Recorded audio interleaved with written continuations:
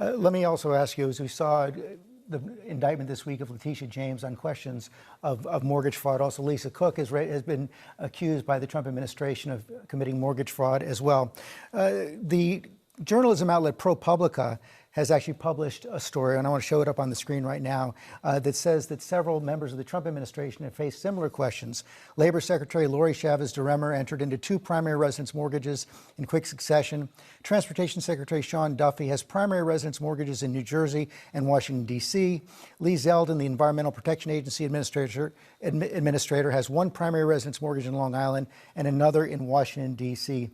How do you respond to critics who say that the Trump administration is engaging in a double standard here? Well, I'd say 2 things, George. First of all, ProPublica is basically a left-wing blog. I'm not shocked that you found a left-wing blog that can attack members of the Trump administration. But second, and this is the most important, is what does the law say?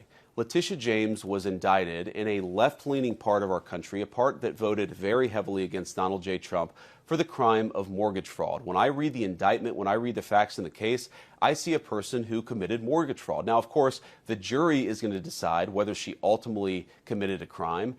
We don't try her. The administration doesn't try her. A judge tries the case, and a jury decides whether she's ultimately guilty. That is what is going to determine whether she goes to prison. I think we let the facts drive this, and George, that's what we've tried to do in the administration's Department of Justice. We've asked ourselves, has a person violated the law? And if that person has violated the law, then we decide to prosecute him. That's what the Department of Justice should do. It didn't do that under Joe Biden's administration. It does under Donald Trump's. On the facts, do you dispute the facts that ProPublica reported?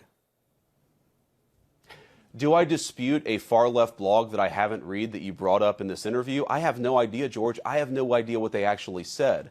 But I certainly question the source. I question their credibility. And most importantly, I'm not worried about what they said about members of our administration.